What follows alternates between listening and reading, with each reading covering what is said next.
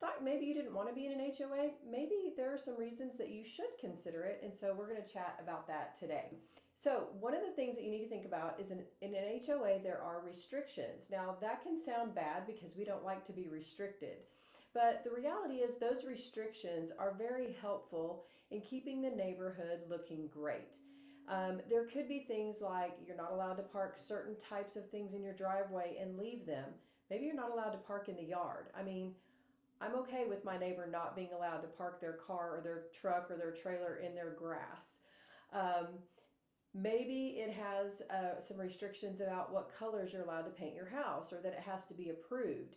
There could be an architectural control committee that makes sure that if you decide you're going to paint your brick, that it's not going to be an eyesore to the neighborhood and you're not going to paint zebra stripes on it or something like that.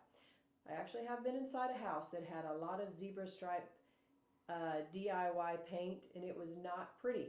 But if you wanted your neighbor next door wanted to do that, then maybe you would want that restriction there, right? So there are restrictions that will help keep the neighborhood pretty and make sure that everybody's, mowing their yard and that things are just kept nice. So there are some really good benefits to restrictions if you're the kind of person who wants everything to be neat and pristine and you care about things not being allowed that might affect your property value. Another thing that you want to think about is they maintain the neighborhood. So if you have an entrance that has brick walls or a median somewhere that has beautiful flowers or a park or a playground, if they've got something like that in the neighborhood, they are probably going to have to be paying people to maintain those things. And so it's really important that you consider that because those are benefits. We have a little park in our neighborhood and the park has to be mowed and the trees have to be watered and they have to make sure that they're not dying and they plant flowers at certain points during the year and they maintain that front entrance and all that stuff. So there are things about maintenance. There are even some neighborhoods where they come in and they will mow the front and backyards and maintain your flower beds. Now, of course, there's a fee for that. You're paying for that in the HOA dues, or maybe there's an additional fee for that, but it's required so that the neighborhood looks uniform.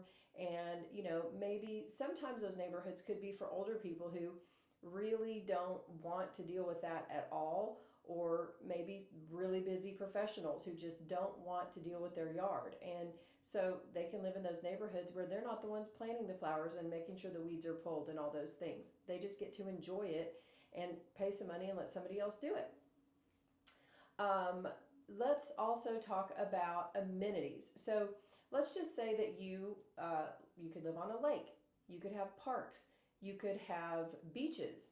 Like on lakes, lake resorts around here, we do have some sandy beach areas where you can swim. Some of those places have clubhouses. They have security guards, security gates at the front.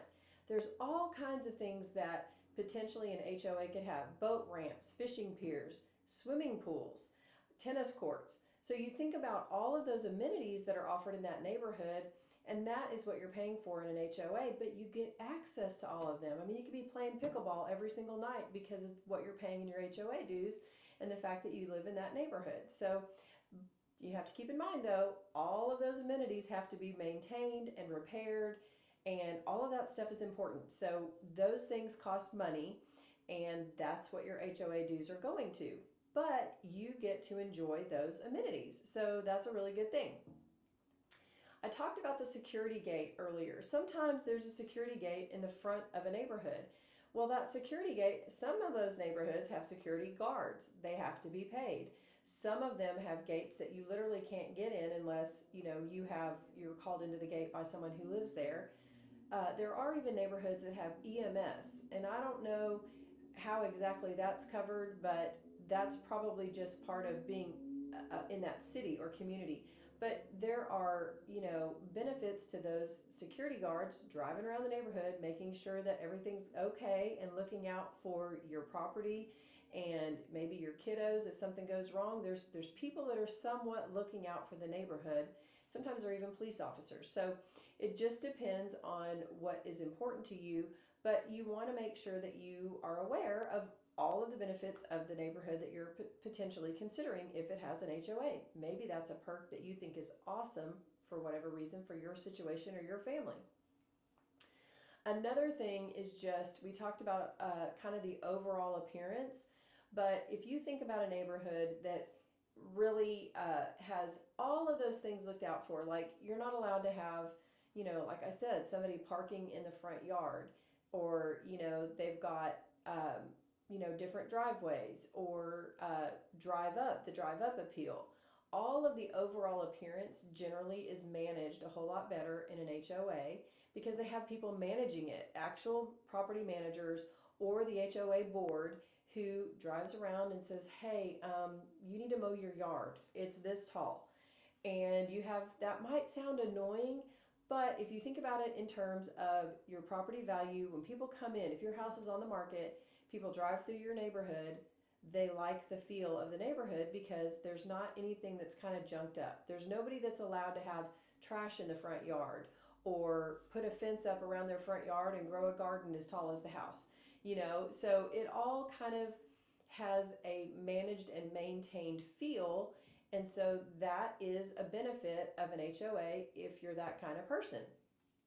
The other thing you need to be aware of is that HOA provides fun for your family in certain situations. I mean, like I said, if you're at the lake, if it's got a beach, if it's got parks, if it's got grills and pavilions and playgrounds and fishing piers and even where you can get on boats and water ski and all kinds of things that are potential things that will be fun for your family or that you will enjoy. Maybe it's golf. You just have to think about what are the cool things that HOA might be providing that you and your family and your friends could enjoy. Events, 4th of July things, they have clubhouses, you can have dinner every night, you can make friends. So an HOA can have its rules and restrictions, and some people just don't like that, but some people really want to take advantage of all that an HOA has to offer, and sometimes it's pretty great stuff. I hope this helps, and if so, like, subscribe, and share with your friends.